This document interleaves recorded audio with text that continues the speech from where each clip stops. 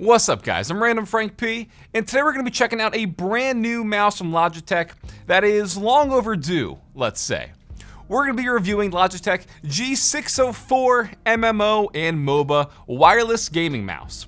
As you can see, we got buttons on the side, 15 programmable buttons in total here, and this is a follow-up from the very popular fan favorite G602 from 2013, I want to say. So needless to say, people are very pumped for this. We'll go over it all for you guys, what I like about it, what I don't like about it, my experience, in case you're interested in picking out the new G604. So starting off, like I said, with this mouse, it is mainly targeted for those MMO or MOBA players because you do have all those buttons here, but I mean, obviously you're not just limited to those genres. You could use this really for whatever you want. And when I got it in and got it all unboxed, my first real thought was, in terms of the design language, this is the culmination of 3 popular Logitech mice from over the years. It does still look very similar to the G602.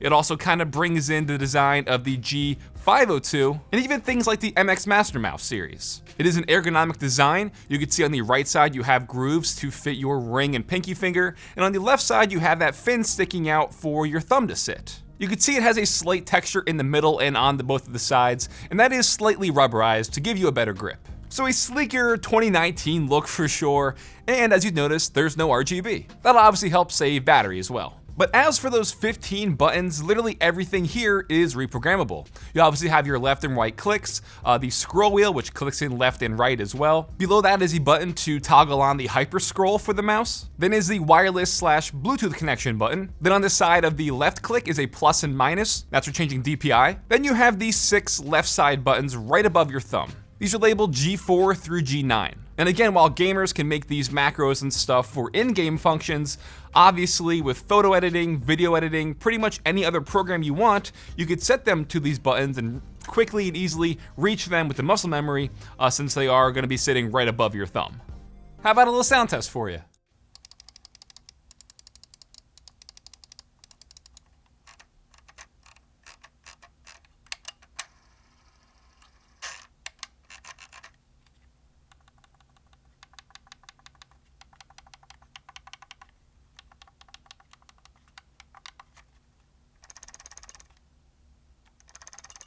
Definitely some rattle from that scroll wheel. Checking out the rest of the physical features, the bottom portion of the mouse has this magnetic door that comes off. That's where the wireless dongle sits when you're not using it, as well as the battery to give this that wireless power. On the bottom is the 16,000 Hero sensor. Yes, this does have the Hero sensor inside. Maybe a bit overkill for the type of mouse this is, but hey, at least it's got it. You have the power button here as well, and the 4 PTFE feet. So 2 important things I want to talk about before we move on to the rest of the review.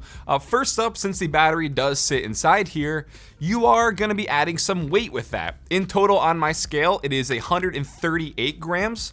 108 grams without the battery, but obviously you need to use the battery here, the AA battery to power this. You could probably get away with using a AAA battery, one of those converters, to cut down a little bit of grams.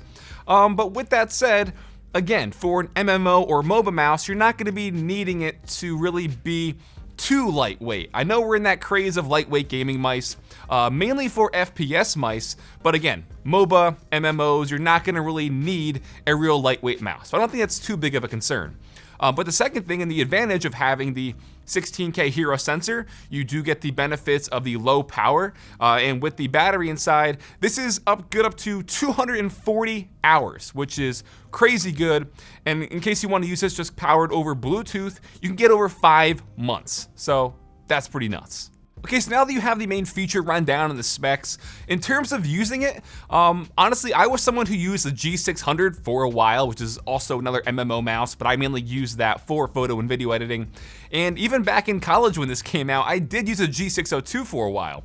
So picking this up, it really wasn't that tough to adjust to this again because I'm so used to using a G602, the G502, and it is all pretty similar design like you've seen. And it did feel really good. Now, I'm not somebody who does play MOBAs or MMOs. I'm primarily an FPS gamer, so that's what I played with this. I got this on the last day of the Call of Duty beta, so I played that until the beta ran out. And I really had no issues. Now, yes, I could tell that it is much heavier than the mice I'm used to, but to keep stressing it, this isn't really made for FPS games. You're not going to really need all those 15 programmable buttons for an FPS game. I mean, sure you could, but again, it's not really made for that. And the weight wasn't too much of an issue for me because again, G502 fan over here. But for the people who need all those programmable buttons and you've been waiting for a new refresh, I'm pretty excited with the final result that Logitech has for us now. Now, one thing I want to point out is on the bottom of the mouse, the way they have the 4 feet in the corners, you can kind of tell that it sticks out and it's slightly elevated, as you can see.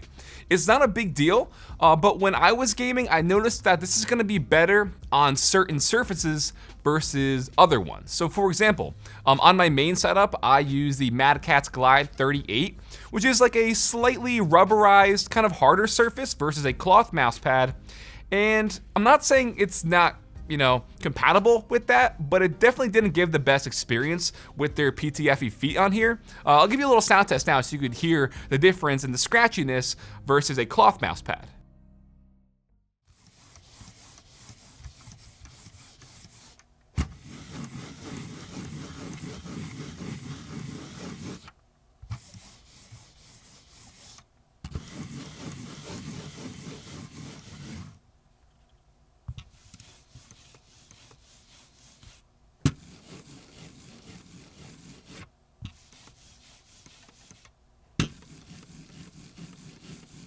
So it is something to do with this particular blend of Teflon that they used for the feet, because even as you just heard with my G502, that was fine and it felt a lot more smooth on my Glide 38 versus this. So this is mainly going to be used best for a user experience on a cloth mouse pad. So just want to throw that out there. Now, one of the benefits you also get with this version versus the old G602 is their HyperScroll wheel. When you have it off, it does have those tactile individual steps that you can feel when you're scrolling, or you can enable the HyperScroll and it'll go for a few seconds. I think adding this is definitely a nice advantage. Yes, it's gonna contribute to that weight a little bit, but HyperScroll is definitely a really awesome feature to have on a mouse, and you don't really notice it until you use a mouse that doesn't have this. And then lastly, we could talk about software, and I know people, hate software portion of reviews, and it always changes person to person because for some people, the software could be laggy and terrible. For some other people like me, I never really have any issues